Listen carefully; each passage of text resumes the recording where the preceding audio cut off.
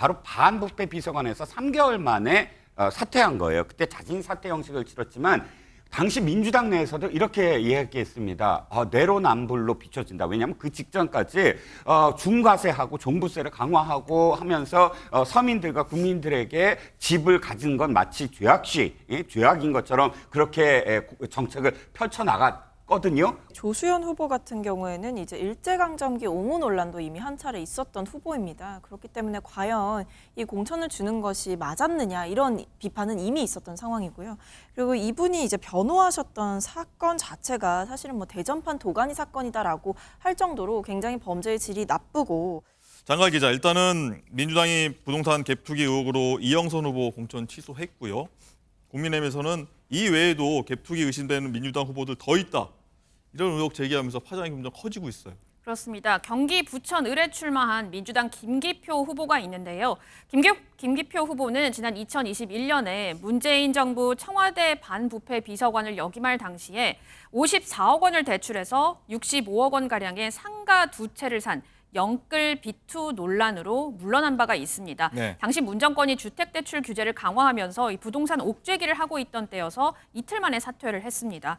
자, 그런데 이번에 선관위에 등록된 김 후보 재산 내역에는요, 당시에 이 문제가 됐던 상가가 그대로 남아 있습니다. 국민의힘에서 문제를 삼는 건 당시 사퇴의 원인이 됐던 이 갭투기 의혹이 해소가 되지 않았다는 건데요. 김경률 비대위원의 목소리 직접 들어보시죠. 이재명 후보가 갭 투기한 사람은 민주당 후보로 출마를 할 수 없다라고 했는데요. 몇 가지 사례를 10명 남짓 봤는데 그중에 몇 명 소개해드리겠습니다. 부천을의 김기표 후보입니다. 문재인 정부 반부패 비서관으로 근무하다가 임명되었다가 불과 몇 개월 만에 자진 사퇴한 원인이 갭 투기였습니다. 여전히 강서구 마곡동 상가 두 채 65억 원어치를 가지고 있고 그에 따른 부채가 57억 원입니다. 이거 갭 투기입니까? 아닙니까? 이재명 대표는 답변해 주십시오. 갭 투기의 규모로 보면은 그분이 더 큰데? 대장동 관련 사건의 핵심 변호인이었다는 것. 그것 외에는 이영선 후보랑 뭐가 다른 것이죠? 사실 여부 어떻게 판단하십니까? 아니, 일단 사실 여부가 이미 어느 정도 드러난 게 바로 반부패 비서관에서 3개월 만에 사퇴한 거예요. 그때 자진 사퇴 형식을 치렀지만 당시 민주당 내에서도 이렇게 이야기했습니다. 내로남불로 비춰진다. 왜냐하면 그 직전까지 중과세하고 종부세를 강화하고 하면서 서민들과 국민들에게 집을 가진 건 마치 죄악인 것처럼 그렇게 정책을 펼쳐나갔거든요. 그런데 들여다봤더니 반부패 비서관은 어마어마한 그런 그 부채 규모를 갖고 또 그보다 더 어마어마한 액수의 부동산을 상가를 더군다나 마곡도에 있는 상가를 소유했었습니다. 당시 3개월 만에 자진 사퇴를 했다는 건 그만큼 청와대도 이 사안을 심각하게 봤다는 것 아니겠습니까? 그런데 지금에 와서 적격 판정을 받았다. 그런데 보니까 그런 의혹이 전혀 해소되지 아니하고 그대로 갖고 있더라. 그렇다면 저는 답은 간단합니다. 그때 반부패 비서관을 할 수 없었던 사람이 지금은 국회의원을 할 수 있다? 그것을 어떻게 해명할 수 있느냐는 겁니다. 네. 김기표 후보가 이에 대해서 해명을 했습니다. 어떻게 해명했는지 한번 듣고 오시죠. 제가 이제 검사나 반부의 비서관 시절에 있었던 일 자체도 아니고 그런 공직이 있었던 적은 없습니다. 있었던 일이 아닙니다. 그리고 무엇보다도 이 일로 인해서 그 전에 그 보수 언론이나 이에 동조하는 보수 정당에서 이 부분에 대해서 굉장히 흑색선전을 했고, 그래서 그 부분에 나중에 수사까지 다 받아서 다 혐의 없음 처분됐고, 제가 했던 것이 부동산 투기도 아니고.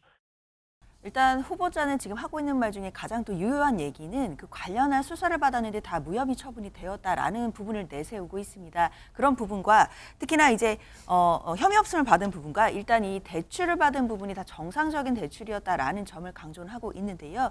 물론 그렇다 하더라도 당에서는 이게 전체 총선판에 미칠 영향도 봐야 되기 때문에 국민들께서 물론 무혐의를 받았다 하더라도 그 국민 눈높이상 그런 부분들이 좀 다소 좀 부정적으로 보일 수 있겠다라는 점은 또 겸허하게 받아들여야 될 것 같고요. 그렇기 때문에 이 후보자가 후보 그 지역구에서 또 국민들께 이런 부분들을 본인의 입장을 보다 더 해명하고 그리고 보다 더 나아가서는 이 부분에 또 어떤 그런 양해를 구하는 이런 작업들은 필요하지 않을까라는 생각은 듭니다. 네. 그리고 아까 장 기자가 언급을 했지만 김기표 후보 말고도 김경률 비대위원이 목소리를 굉장히 높여서 언급한 후보가 있는데 한번 누군지 한번 듣고 오시죠. 용인갑의 이상식 후보, 이분은 후보 사퇴로 끝날 일은 아닌 것 같습니다. 배우자분 재산이 5년 동안 50억 원이 증가했는데 5년 동안 납세 실적을 보면 얼마냐면 1,800만 원입니다. 이게 어떻게 설명될까요? 저희 의문점입니다. 재산이 50억 늘어났는데 납세 실적이 1,800만 원입니다. 이분은 좀 후보 사퇴로 끝날 일은 아니다. 뭔가 이런저런 형사상의 조처가 좀 일어날 것 같다. 동의하십니까? 어떠십니까? 말도 안 되는 얘기라고 생각을 합니다. 국민 눈높이에 전혀 맞지 않는 해명이라고 생각을 하고요. 상식적으로 생각했을 때 자산이 50억 늘었는데 납세가 1,800만 원이라는 걸 일반 국민들이 어떻게 납득을 하겠습니까? 보통 월급쟁이 다니는 분들이 일반적으로 1년에 내는 납세 소득을 봤을 때 도저히 납득이 안 되는 부분이고 또 한 가지 이상식 후보의 해명 자체에도 모순점이 상당히 많습니다. 회화 작품 개수가 오히려 늘어났음에도 불구하고 그런 점을 숨겼다는 것 자체가 의도가 충분히 다분히 나쁘다고 볼 수 있을 것 같습니다. 박서민 최고 어떻게 보십니까? 이 부동산과 달리 이 생존 작가의 미술 작품에는 보유세가 없다. 이런 게 이상식 후보의 입장이고요. 또 미실현 이익일 뿐이어서 세금 부과 대상도 아니다. 이렇게 항변하고 있습니다. 그러니까 저는 이 해명은 좀 들어볼 가치가 있다라고 생각을 하는 게 짚어주셨듯이 부동산과 다른 재산입니다. 그러니까 그리고 미술품이라는 특수한 그 경우인 것이고 보유세를 낼 필요가 없는 상황이라는 점, 그리고 미실현 이익이기 때문에 세금 부과의 대상이 아니다라는 점도 후보가 충분히 해명을 했던 것 같고요. 제가 알기로는 이제 보유 내역 같은 상세 자료도 다 공개하겠다라고 밝힌 것으로 알고 있습니다.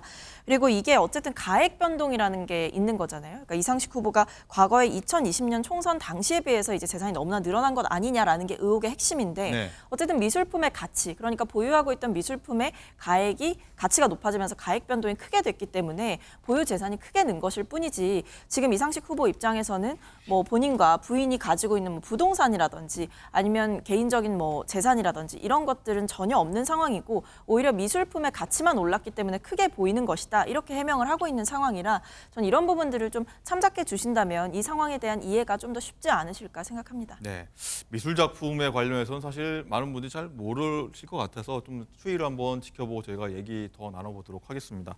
자, 장윤주 부위원장님, 그리고 민주당에서도 국민의힘 후보들 문제 많은 거 아니냐 이렇게 곧장 맞불을 놓고 있습니다.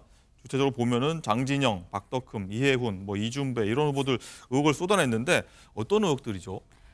앞서 잘 알려진 것처럼 지금 장진영 후보 같은 경우에는 법인 명의로 지금 양평 부지에 개발 투자 중인데 거기에 부친이 이사였던 금융기관에서 자금의 90% 이상을 대출받았다. 물론 이제 부친이 이사였던 금융기관 등입니다. 다른 기관들도 있지만 부친이 이사였던 금융기관에서도 지금 대출을 받았다. 이런 부분들을 좀 의혹으로 제기하고 있고요.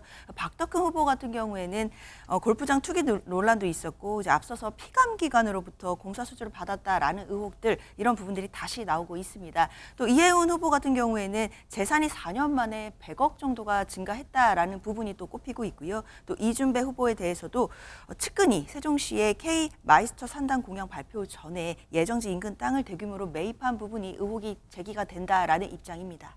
가장 이해가 안 되는 부분은 장윤주 부위원장 어느 걸 꼽으시겠습니까? 저는 개인적으로는 박덕흠 후보입니다. 물론 이제 앞서서 수사 결과로 어느 정도 정리가 됐다라는 또 이야기도 있긴 있지만요. 그럼에도 지금 피감기관으로부터 공사 수주를 받았던 부분이 이해 충돌이 아니냐라는 부분은 사실 도덕적으로도 계속 문제가 될 수밖에 없는 그런 얘기인 것 같습니다. 또한 골프장 투기 논란까지도 지금 함께 있기 때문에 그런 부분과 관련해서는 계속해서 민주당에서는 검증을 해보겠다라는 입장으로 알고 있습니다. 장진영 변호사는 부동산 전문 투자 변호사로서 정상적인 절차를 밟아서 회사를 설립했고요. 그 투자 회사에서 정상적인 절차로 진행을 했다는 거죠. 대출도 66% 정도만 대출을 받은 건데 특정 언론에서 지나치게 비약해서 또는 조금 비틀어서 보도했다는 경향이 있고 특히 부친의 찬스를 이용했다는 공격을 많이 하시는데 부친이 있던 금융기관에서도 실제로 받은 대출 비율은 그다지 크지 않다라는 해명을 하고 있는 상황입니다. 네. 앞으로 장진영 후보가 지역 유권자들에게 조금 더 다가가서 조금 더 많은 해명과 소명이 필요한 건 분명한 사실로 보입니다. 네. 그리고 조수진 변호사가 서울 강북을에서 사퇴를 했고 어쨌든 변호 과정에서 피해자 2차 가해 논란으로 사퇴를 했는데 국민의힘에서는 조수연 후보가 이와 비슷한 사례로 자진 사퇴 요구하거나 공천 취소하는 거 아니냐 이런 얘기 나오는데 박성민 최고는 이 부분은 어떻게 보세요?